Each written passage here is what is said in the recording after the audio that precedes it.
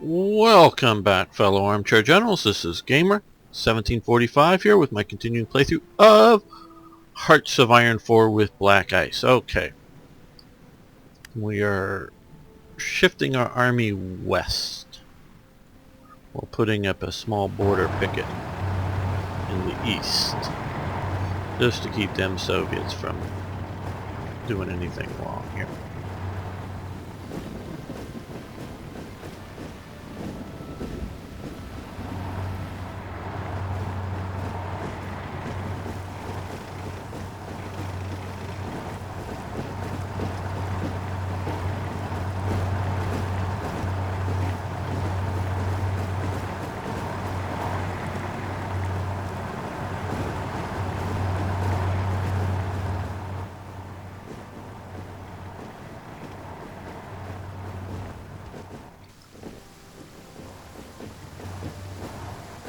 Now I just noticed, oh well, maybe.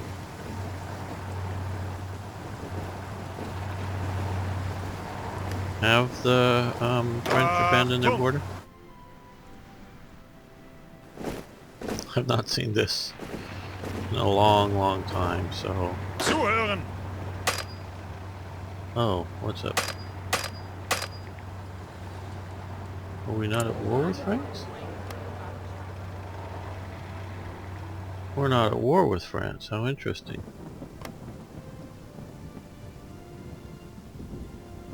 We're not even at war with Britain yet. Huh. I wonder why this hasn't been a very active front. I thought some air would have been happening.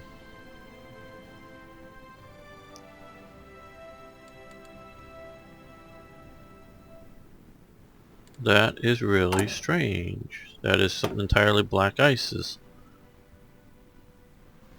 thing, condition, setting. So we have to declare war against France to get that to do around Maginot or Operation Westward.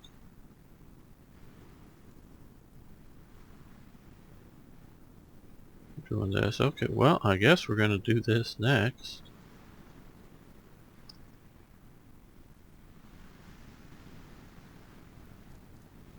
Now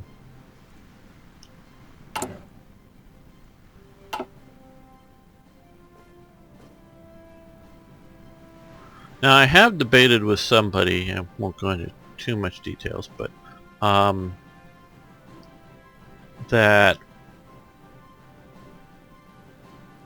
if you should be able to go down the path. Yeah, you're showing up at the wrong time. I'll get a lot of stuff here. Okay, get over there. You go down the path of get the Sudetenland, but leave Czechoslovakia alone, and then push for Danzig, and then go to war with Poland without the Allies.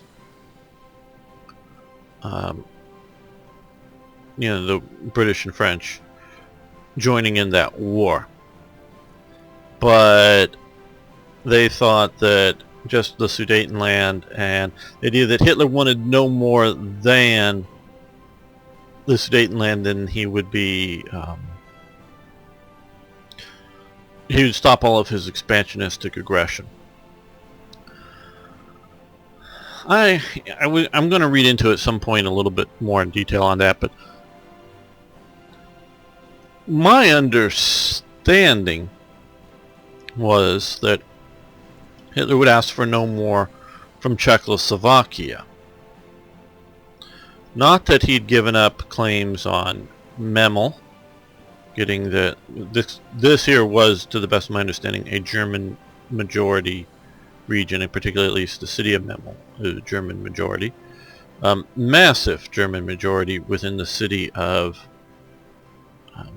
Danzig, and I've looked at, again, as I've said before, maps are propaganda.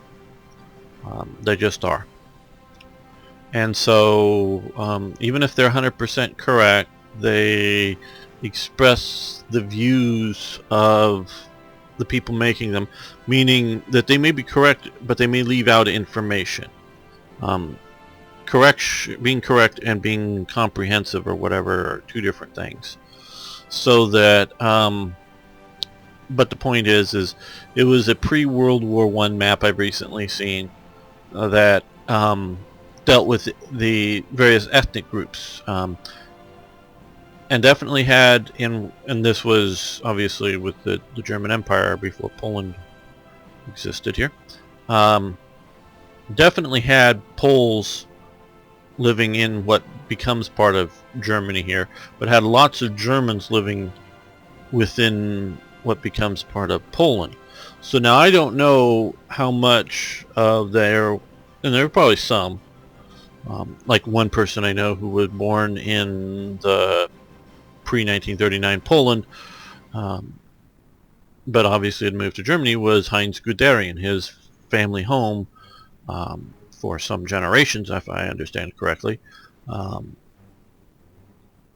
became Polish territory, and his family had left at that point. So now obviously he's of, either middle or upper class, and so the family could afford to leave and set themselves up in Germany, where maybe some poor peasant farmers that are Germans might not feel that they, that whatever they would get for their land wouldn't buy them a similar sort of land in Germany, so that they might just decide to stay. So there's a fair amount of ethnic Germans in this region of Poland that I could definitely see, with the same logic of wanting the ethnic Germans in the Sudetenland as part of Germany, but Germany has no territorial ambitions against Czech lands in here, theoretically. Obviously they did, but that was what Hitler was pushing, so that if they'd gone, Hitler could have had his private war against Poland. That was my argument. The other argument was just that Hitler's being expansionistic, so the Allies would have joined in. I don't think so under Chamberlain. I could, of course, be wrong.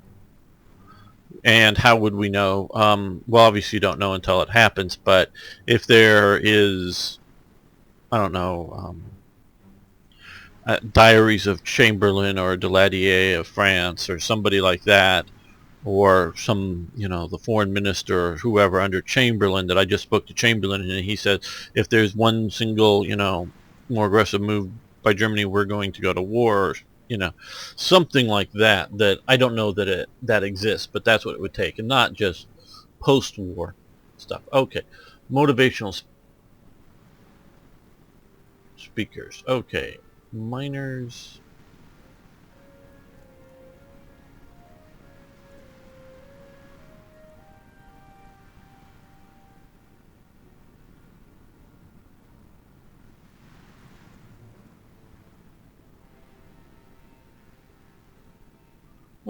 Let's try to motivate our research teams.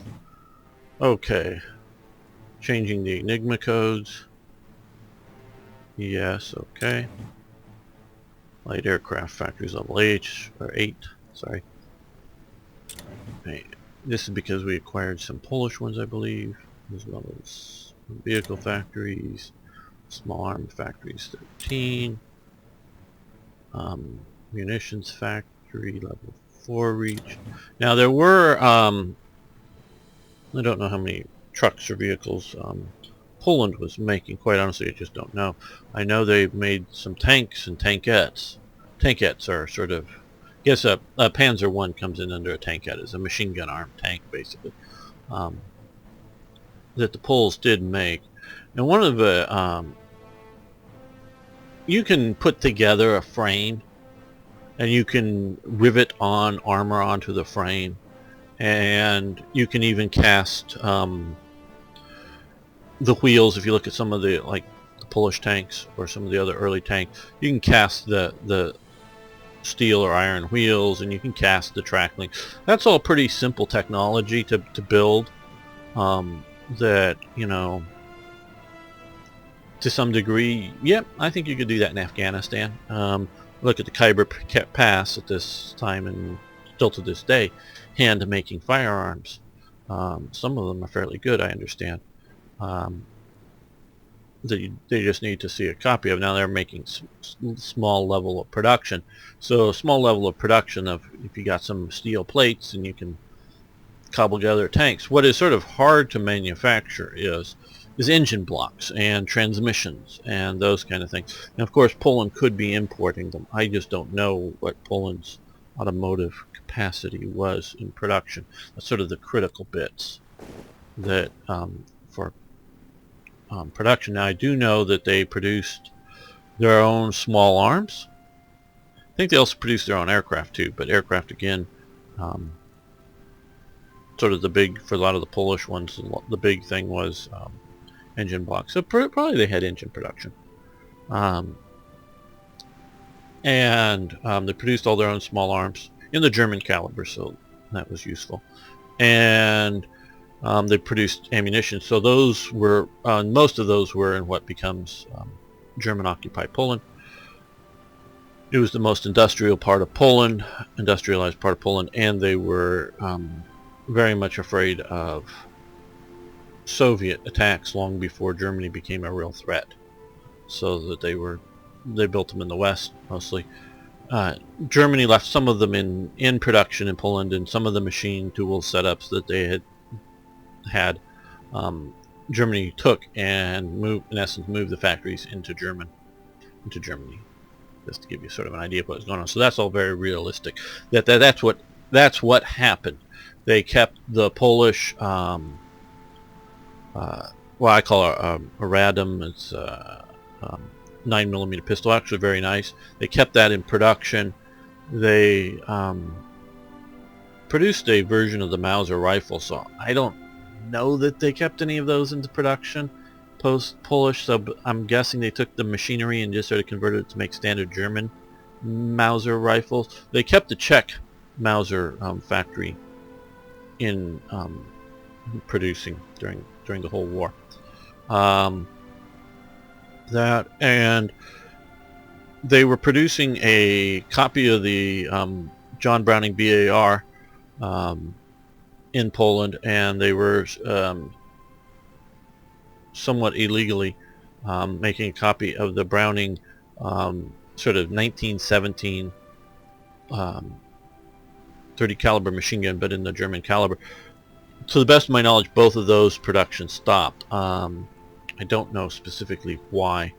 The 1917, 1919, sort of a water. I think it's more of a water-cooled 1919. But I understand why they would stop that production, because it's, although a very good weapon, Germany has as good or better weapons, and you just don't need a different type system. But the BARs, I would have kept them in production if I was Germany. So they kept some of those stuff in production, and some of them they just used machinery to produce German weapons. So that gives you a little bit of history there. Okay, we're now to a large size Air Force. They deployed some more fighters. And we have SS event here. That will probably give us our new unit here. Here we go. Das Reich. What does Das Reich look like? Okay, a very good infantry division. Biggest thing I see lacking in that is a anti-tank component.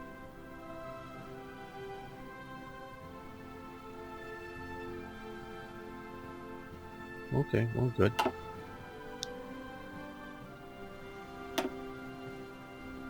Let's send it west. Ausrücken! Now, we need to go to war with France. It takes 21 days.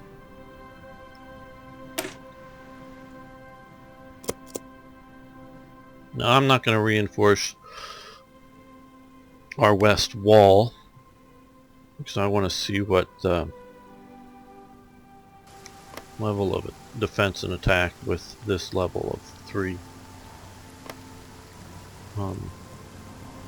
looks like. I had thought that the AI was just figuring, yeah, that's too hard to beat through, so we're not going to do that.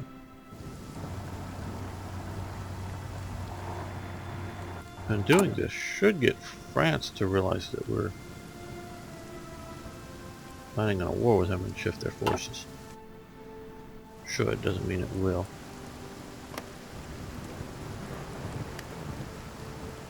Okay, let's see here. We're going to move.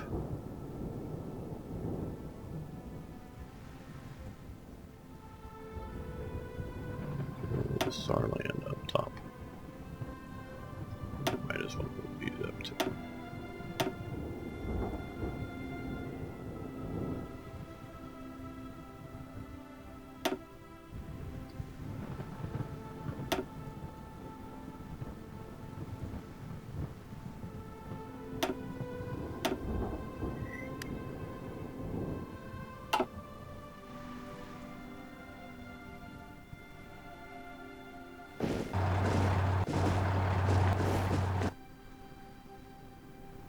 And that is also why we've not had any real action out here. We had sunk, I sort of checked them out, some Polish transports, but that was it.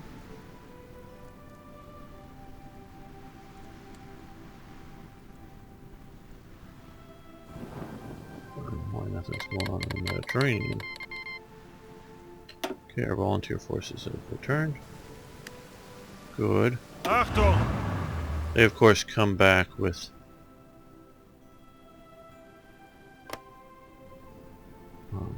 let's go into war. So Zuhören! if you belong to the Panzer Army, select all. Achtung! Half of you are motorized.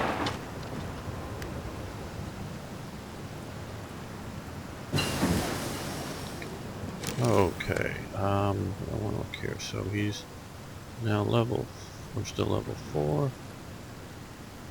There's some traits added. Well, no added, but partially worked up.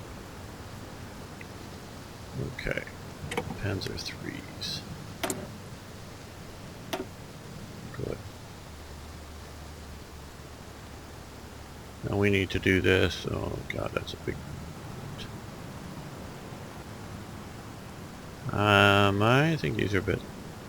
Because I know a little bit about the different models. They didn't change a whole lot. You can see a little bit here. A road wheel change. But if you notice here, they're back to this bogey style.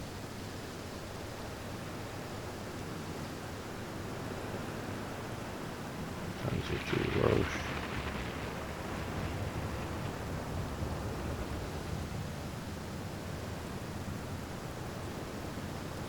Really, the Loesch, I think, is a...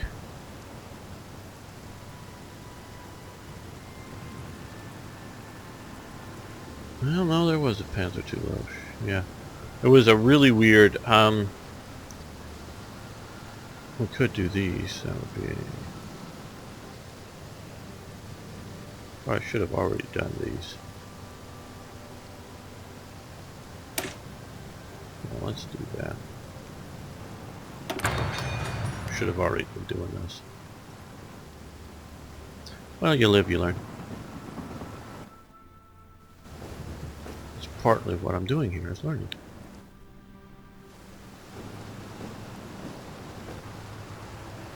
Angetreten. Okay. And these guys are much better. So this division here. Now it's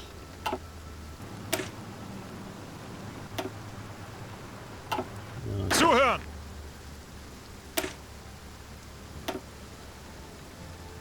change template. Are we still producing the old? Yeah.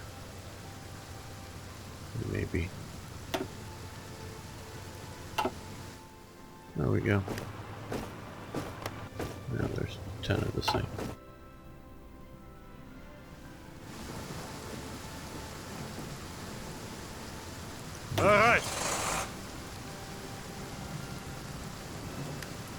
Bereit zum Ausrücken.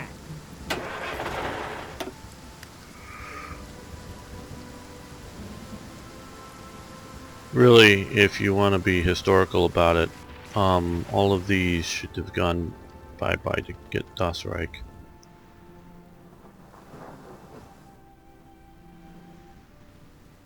Yeah, let's see, we have a... okay, good. We have a border picket here. Probably enough to keep the Soviets from thinking about invading too much. Not absolutely sure about that, but...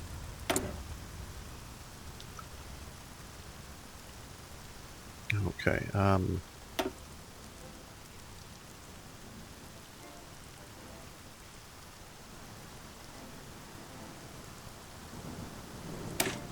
want the Condor. That should give me great range for good bombing out at sea. And we're going to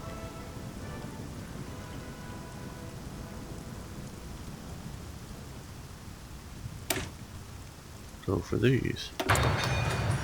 Okay, oh,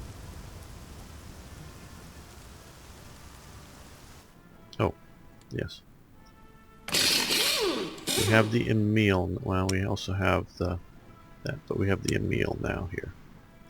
So what we're going to do is we have 58 air experience points.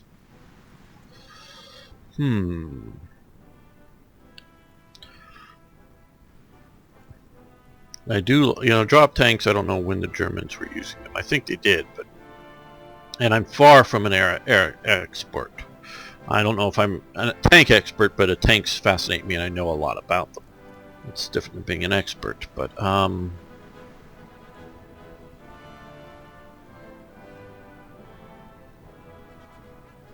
okay, yeah, we want to do that. It's 25. That's 52. I think that is our best choices. Increase performance. So we're going to do that. Now, let's cancel that. We're going to leave these in production because these are the earlier D models. And, well, it's... well, we're gonna...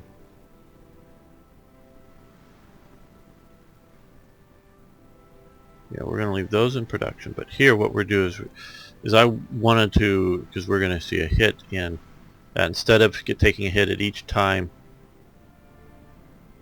you increase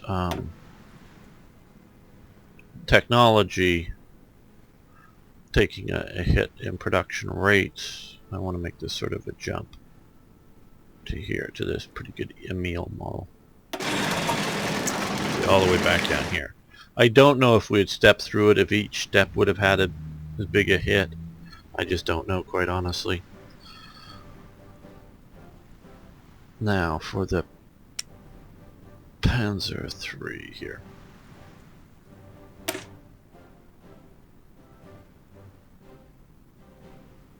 We've got 66, so we can do our radios, which will help.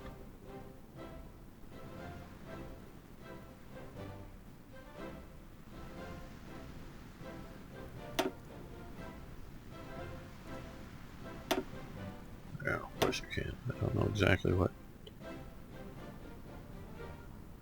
And what I'm trying to do here with these is simulate the Guderian basic model. Heinz Guderian wanted the Panzer III to be the primary German tank.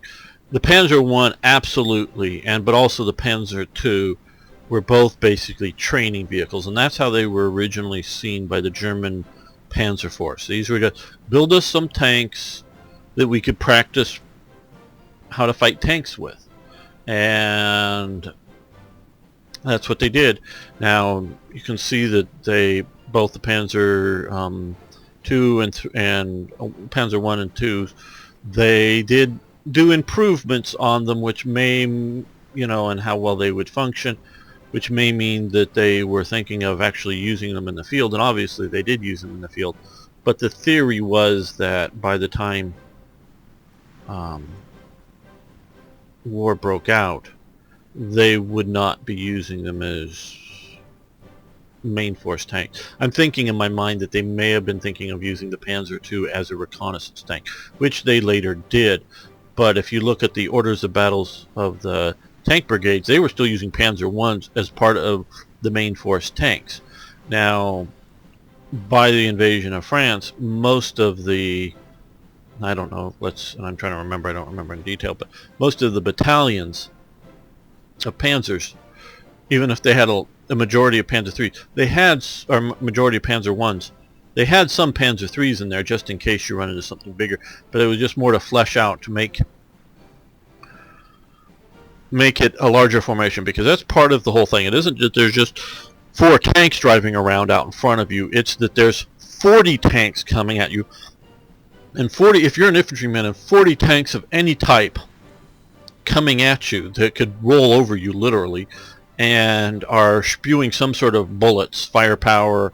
And remember, for infantry, even on a Panzer III or Panzer IV, they were doing a lot of machine gun fire. It was still very much a thing.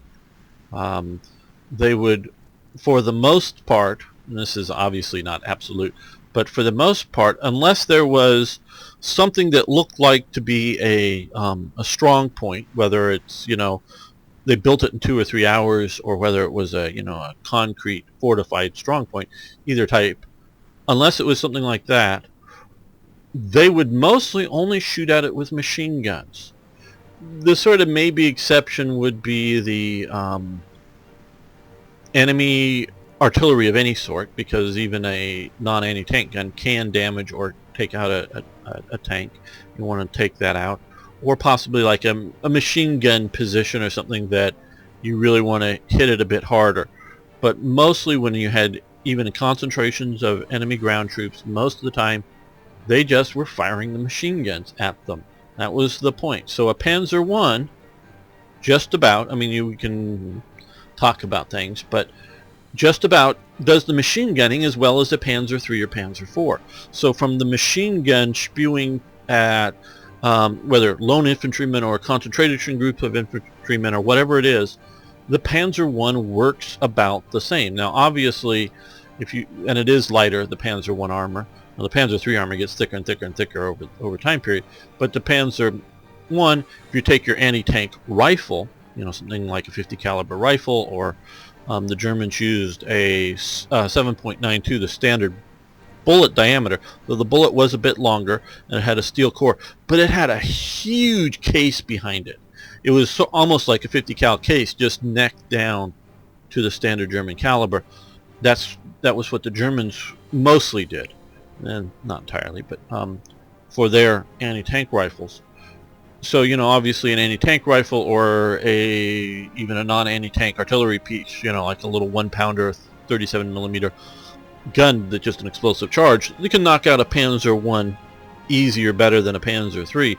But just from the bullet spewing mechanical terror coming towards you element, Panzer I still works, and it theoretically still works in 1945. I say theoretically because obviously there were very few of them, and if you were facing Shermans or other things, they're just going to be blown apart. Now, and it was better to convert them to other uses, though I've often thought, hey, and if you look at photographs of German equipment that's been knocked out or captured during the Battle of France, you find a lot of pictures of FT-17s, and there's even some film footage of FT-17s. Those are the World War I French tanks with the turret, the 2-man tanks, driving around Paris in 1944, that with German markings on them, fighting the resistance that sort of rose up in Paris, because the Germans used all those World War I tanks that they could get their hands on for air-based defense, partisan defense, seeming like a company or two of 2-man tanks. The FT-17 either has a low pressure meaning slow, non-anti-tank velocity, slow velocity 37 millimeter gun, or a 8 millimeter French machine gun on them. I don't know if the Germans ever bothered remounting German caliber machine guns on it. I don't know, but you know, as part of the Paris garrison to have some tanks, those are still useful. Again, not against Shermans or anything like that, but you got some paratroopers landing in nearby. Well, sure, you're calling out your local garrison troops of, you know, overaged men with a few machine guns to deal with them. But hey, backing that up with a few light tanks, that's still, or tankettes, that's still useful. You got a commando raid somewhere on the, you know, Atlantic coast, bringing in a few light tanks. So they're still useful. They're not necessarily, and I would say Panzer I's. I'm talking earlier about some of the German thought is that there is they actually produced a few prototypes of a super heavily armored Panzer I that somebody thought was a good idea to try to make and design, that could stand up to a 47, 50 millimeter anti-tank round, but it still only just had two 30 caliber machine guns. It's like, well, how do we keep our Panzer I's effective? Well, we need to up armor them. I mean, this is the stupidity. You just stop making them.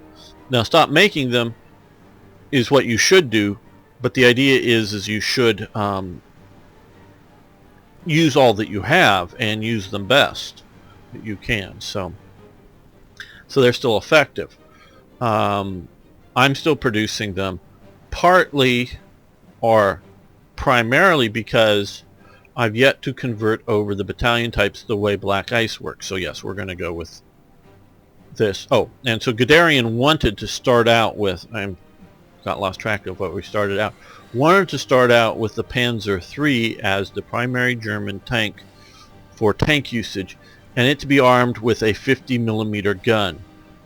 This is because a 50 millimeter gun can have a big enough, if you will, bursting charge, explosive charge, to blow up that fortified position, and not just penetrate it, but sort of blow up and kill the gun crew or whatever around it. Could be a machine gun, could be an anti-tank. So it could penetrate it, not as well as a 75 millimeter would, but well enough that it's an explosive charge. Where if you do that with a 37 millimeter, you still does it, still blows up, but it's just not as effective. And you can have it as a higher velocity, better penetrating solid shot round to go through enemy armor. Now, the powers that be that were higher than Guderian, ranked at the time, as well as in the production, looked around and went, we don't need a 50 millimeter gun. It's overkill. It's too much.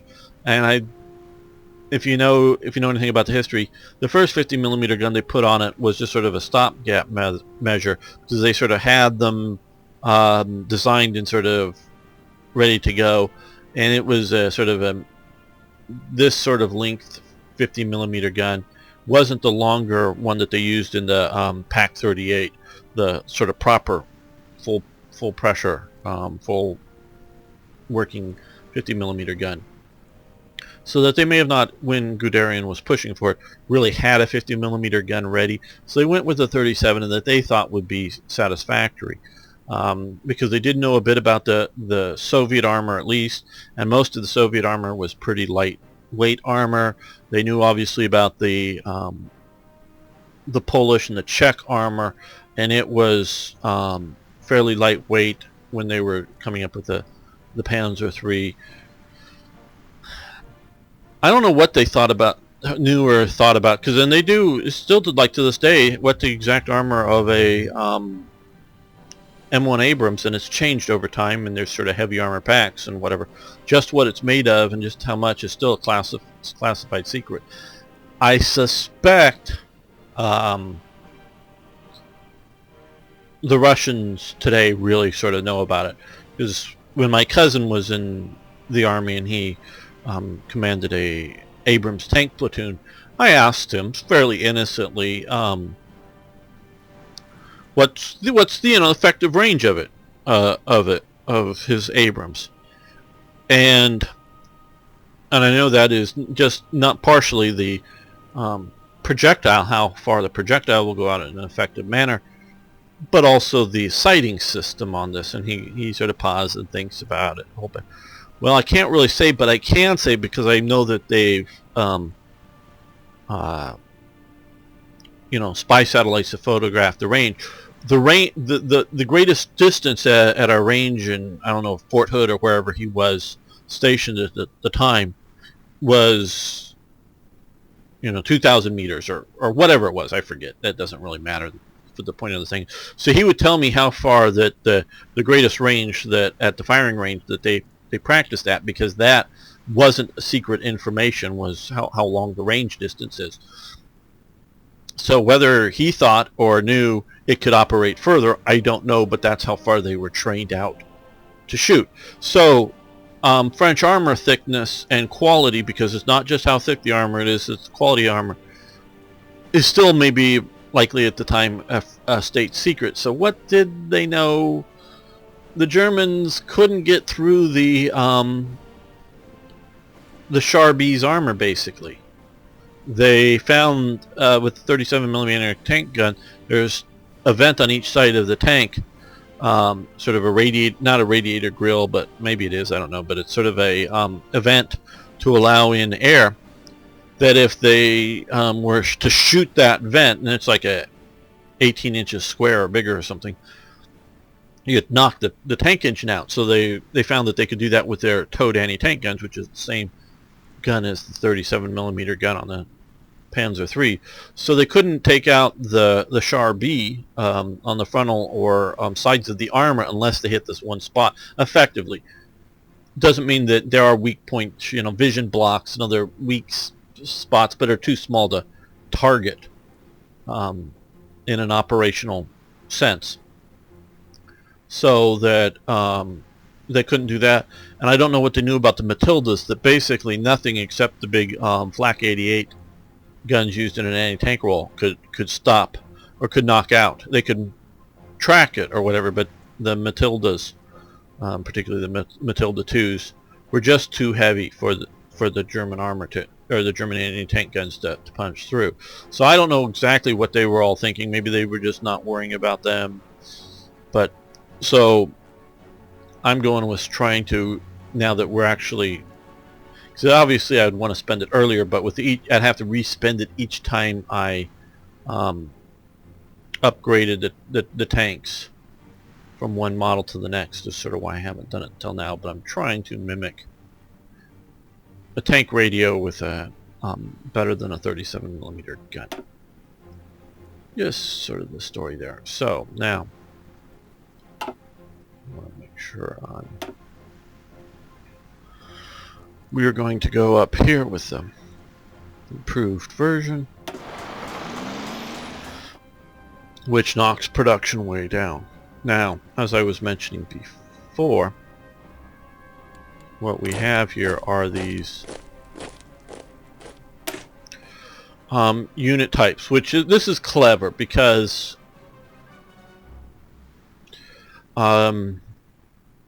these are different sort of Panzer tracks, if you will, or track developments, if you will, but are trying to mimic the reality of the time.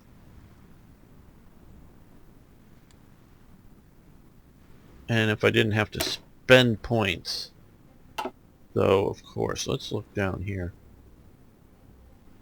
We have a 37, 38. These are Panzer IVs, okay.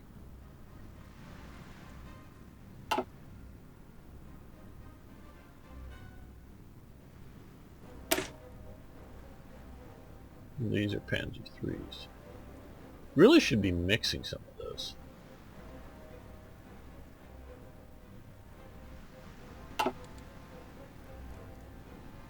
What do we have in training?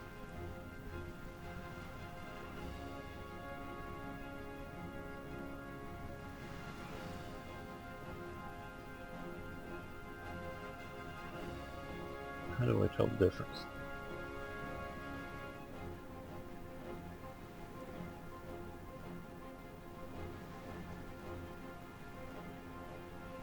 Okay. This would be interesting to you as well. How do we tell the difference?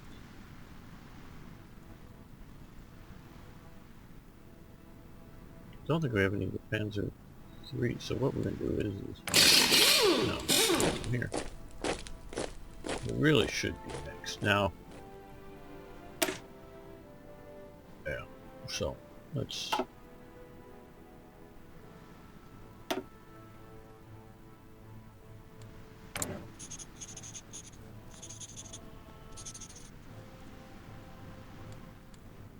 do two of them.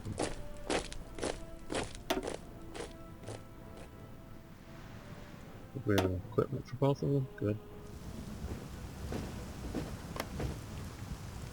Most likely we won't be ready for a war in the west, but they'll be ready for the war in the east. Now, generally speaking, the Panzer III should penetrate armor better than the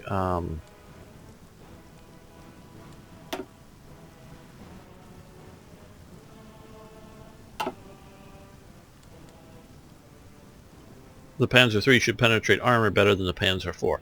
And I say that generally speaking in that at this time, the L-24, 24 is sort of the length of the barrel, or the chamber, or both. God, I forget.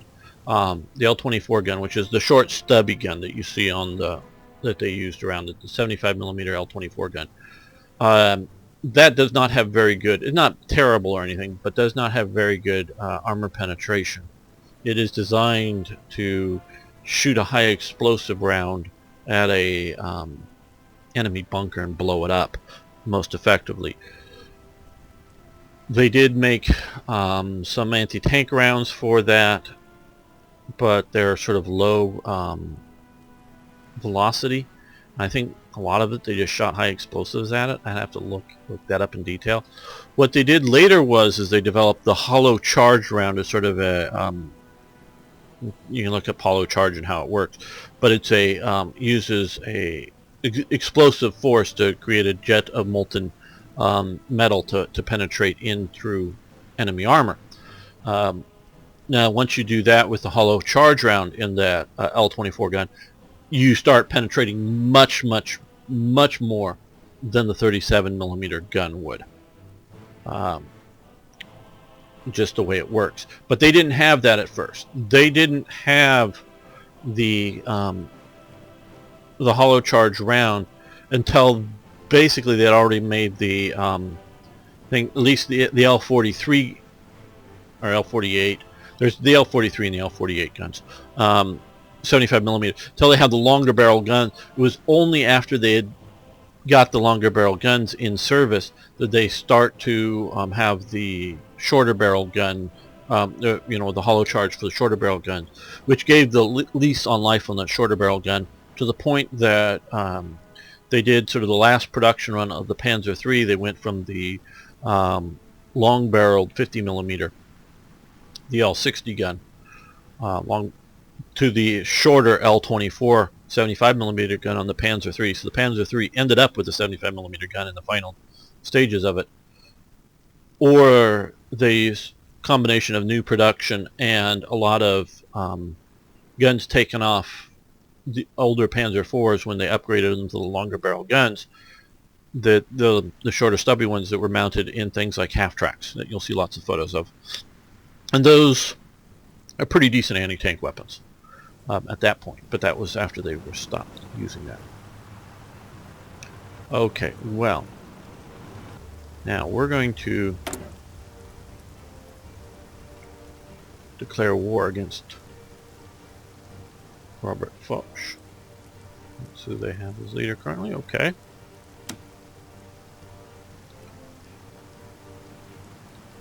Yes, I'm not calling her otherwise.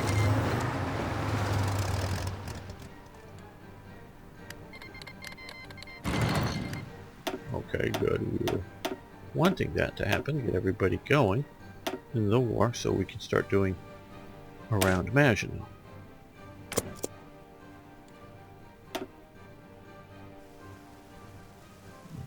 Yeah, we'll just keep making sure that I get all my fighters up and going.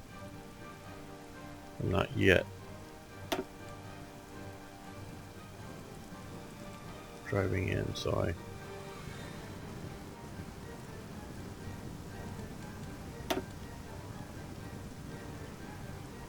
don't necessarily want to start bombing enemy territory just yet. Those guys here.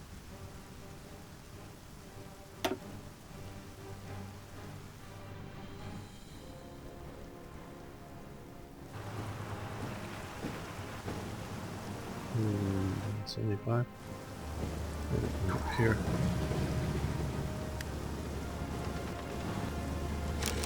Slightly overstacked. Okay, well now we're getting some naval action out here in the Mediterranean.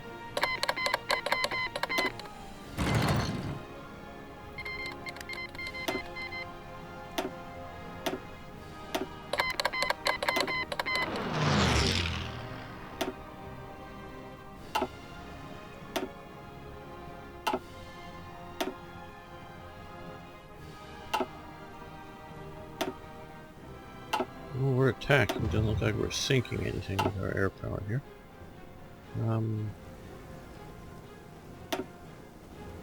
We're at least attempting to battle a whole hell of a lot. Where's our air power there?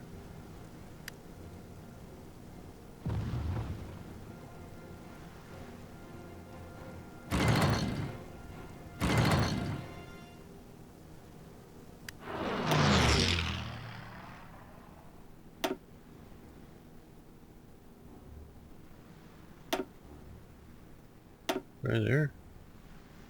Coming out over the central med. They are. These are up at the turret. Oh, let's put them down here.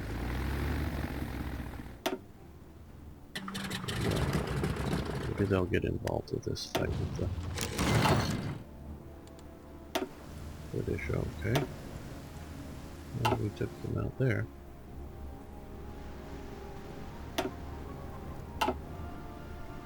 Well, I know I've talked a lot this episode. I know at least a few of you like to hear me go on about some of this stuff.